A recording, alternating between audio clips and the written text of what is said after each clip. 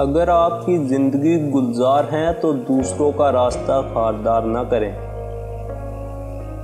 کبھی کوئی شخص دکھ اور غم کے لمحات میں اپنے دکھ آپ سے شیئر کرے تو حالات بدل جانے کے بعد بھی ان باتوں کو راز ہی رکھیں۔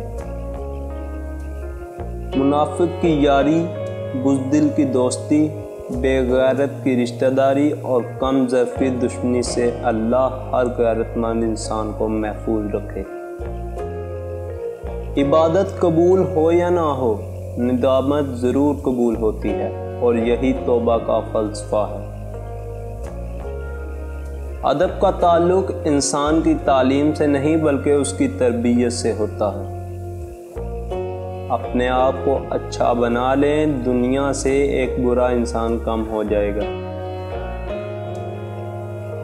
جب کوئی نامحرم مرد اور عورت اکیلے ہوتے ہیں تو ان کے درمیان تیسرا شیطان ہوتا ہے، اور یوں برائی کا خدشہ بھی زیادہ ہوتا ہے۔ خواہشات کو نہ مارنے والے ایک دن خواہشوں کے ہاتھوں ہی مارے جاتے ہیں۔ آپ کو یہ بات سمجھنا ہوگی کہ ہر شخص آپ جیسا نہیں سوچتا، نہ ہر انسان آپ کی طرح محسوس کرتا ہے۔